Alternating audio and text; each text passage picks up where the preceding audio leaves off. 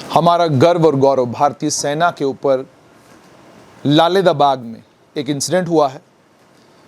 एक परिवार ने इल्ज़ाम ये लगाया है कि हमारे साथ फ़ौज ने मारपीट की, हमारे घर के अंदर गुस्से गेट तोड़ा और भी कुछ किया। जो कंस्ट्रक्शन हम लोग कर रहे थे वो कंस्ट्रक्शन करने से हमको रोका। मेरे साथ समाज सेवक चंदन दत्ता हैं, ये वहाँ गए थे, मौजूद थे, उस परिवार से भी मुलाकात की।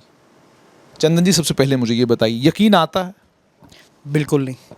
जब मेरे को फ़ोन पे आई थिंक विवेक जी ने ही बताया या और वहाँ के स्थानीय लोगों से रात को ही मेरी बात हुई, तो फर्स्ट ऑफ ऑल कोई भी, मैं क्या, मेरा सवाल नहीं है, आप भी हैं, कोई भी बंदा ये यकीन ही नहीं कर सकता कि इंडियन आर्मी के लोग ऐसा कर सकते हैं। और बट जुनेद जी, रियलिटी में जब सुबह उठ के मैंने भी स्थानीय लोगों से वहाँ बातचीत की, मेरा नेटवर्क है वहाँ पे, रिसोर्सेज हैं, काफ़ी सारी लोग हैं हमारी टीम के वहाँ पे, और वाकई ये इंसिडेंट हुआ है।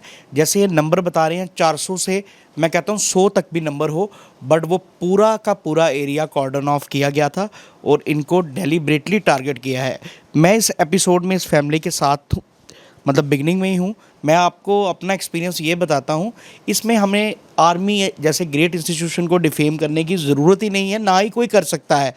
सवाल ये है कि कहीं ना कहीं ये जो दो लोग हैं, जैसे इन्होंने नाम बताया, जो जेसीओ हैं या फिर जो कमांडिंग ऑफिसर साहब हैं, वो कहीं ना कहीं पर्सनल लेवल पे चले गए इनके साथ। वो ड्यूटी वो भूल चुक गए कि अपनी गरिमा को, अपने कमांडिंग ऑफिसर की चेयर को, अपने स्टेटस को, वो कहीं ना कहीं पर्सनल होगी कि ये बंदा हमें लॉ एंड ऑर्डर कैसे पढ़ा सकता है। जो मैंने एक ईगो फैक्टर आ गया, मैंने देखा, मैंने मीटिंग में भी था, मैं वहाँ पे मैं देख रहा था, इवन जो आरपी तिवारी ब्रिगेडियर कमांडर थे, he was very much convinced. जो मैंने उन पे पॉइंट ऑफ व्यू रखा, मैंने कहा मान लिया सर 400 नहीं होंगे, 40-50 होंगे, बट थे तो सही।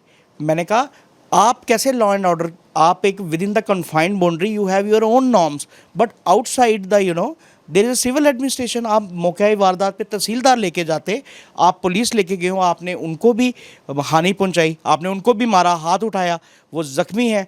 उसके बाद इन पे भी डेलिबरेटली आप दीवारें देखिए, आप गेट देखिए, जो इनका गेट रोड पे पड़ा हुआ है। आज मैं स्पॉट पे गया तो देखा पूरी दीवार इनकी तोड़ी हुई है। दैट मीन्स, और वहाँ के स्थानीय लोग, अच्छा मज़े की बात ये है कि जो इनके घर के बिल्कुल साथ एडजस्टेंट घर है, और जिनका आर्मी ये जो गेट है, रेजिमेंट है, ये यूनिट के बिल्कुल सामने वाला घर, वो 4 मंजिल का बना हुआ है।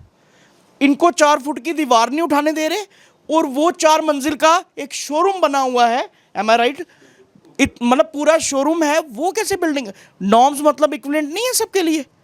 अगर बिल्कुल इनके साथ मैंने देखा कि इनको 4 फुट की दीवार नहीं, और यहाँ इतना बड़ा ह्यूज शोरूम में बना, कमर्शियल स्टोरी बनी हुई है। तो ये तो this is something which is कि मतलब किसी ने पर्सनल लेके इनको शिकार बनाया है। I think matter of investigation है, इंक्वायरी है। We believe in the great institution of Indian army, law should be prevail. And Chandan ji, एक बड़ा अहम सवाल है, जितनी भी जगह पर आर्मी की इंस्टॉलेशंस हैं जम्मू में, उधमपुर में तो हमको साफ तौर पे दिखता है कि आपकी जो लोकल आबादी है फ़ौज से बिल्कुल दूर है, और फ़ौज की इंस्टॉलेशंस बिल्कुल अलग हैं, समझा जा सकता है, और होना भी इसी तरीके से चाहिए। लेकिन जम्मू में आपको अक्सर और बेशतर दिखता है, मैक्सिमम एरिया जहाँ पर आर्मी इस वक्त स्टेशनड है, उन तमाम इलाकों में आपको लोगों के घर आर्मी की दीवार से 100 फुट या मुझे लगता है 200 फुट की दूरी पर नज़र आते हैं। तो जिस समय ये कंस्ट्रक्शन होती है, जिस समय ये मकान बनते हैं, उस समय कानून का बिल्कुल, ये यही तो मैटर ऑफ कंसर्न है। जैसे कि मकान बनना जब शुरू हुआ तब आर्मी रोक लेना, या तब कोई इंस्टीट्यूशन है, जेडीए है, म्यूनसिपैलिटी है, there are so many departments who are taking care. तो आर्मी करेगी वो, पहले तो आपने उन्हीं से केस में बिल्कुल। तो वो कैसे बन गया? अब पता क्या है, जो इन्होंने एक, आपने शायद एडिशनल डीसी साहब का एक ऑर्डर नहीं पढ़ा, वो सिमरनदीप जी ने निकाला, sorry, when he was DC Jammu, उन्होंने लिखा है कि जिनकी 35 साल या 30 साल से रिहाइश है इलाके में, उन पे ये जो ऑर्डर 2016 में नोटिफिकेशन है, that was not a law, that was not a order, that is a simple notification which लागू नहीं होती, वो लागू नहीं होती, वो उन लोगों पे लागू नहीं होती। बट फिर भी इन्होंने स्टेशन कमांडर से परमिशन ली है। इवन डीसी साहब का ऑर्डर है, आर्मी वालों के अपने नाम से, वो कहते हैं हम सिविल एडमिनिस्ट्रेशन के ऑर्डर नहीं मानते। Absolutely right. हम ये कह रहे हैं कि ये जो इन्होंने एरोगेंस दिखाई है ना, ये एक समाज में और एक कहीं ना कहीं इस कंट्री कि ग्रेट इंस्टीट्यूशन इंडियन आर्मी, जो दिल से हम कहते हैं कि जय जवान जय किसान और भारत माता की जय। हम वही जम्मू के लोग हैं, भारत माता की जय, तिरंगा झंडा उठाने वाले, शहादतें दी हैं। हमारे भी कई आर्मी के जवान हैं, आप बॉर्डर बेल्ट की बात करें, हर लोगों ने। तो ऐसा एक प्रेसिडेंट सेट होना सोसाइटी और देश के लिए बड़ा ही डिफेमिंग है।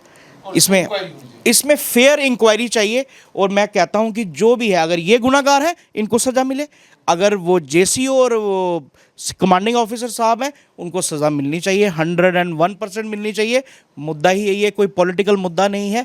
वाकई ही ये अग्रीव्ड हैं, वाकई ही इनके साथ ज़्यादती हुई है और ये पर्सनल लेवल पे ले जाके इन ऑफिसर्स ने इनके साथ ऐसा किया है। तो आपने समाज सेवक चंदन दत्ता की बात सुनी। इन्होंने कहा कि मामला फौज के इंस्टीट्यूशन का नहीं है, मामला है एक परिवार का, और मामला है जो कुछ एक परिवार के साथ हुआ है। गंभीरता के साथ इस मामले को देखने की ज़रूरत है और एक इन डेप्थ इंक्वायरी होनी चाहिए ताकि सच सामने आए और पता चले कि आखिरकार फौज को विवेक शर्मा के घर जाने की ज़रूरत क्यों पड़ी, और ये जो ऑफिसर्स जिनका नाम लिया जा रहा है उन लोगों का इस सारे में रोल क्या है।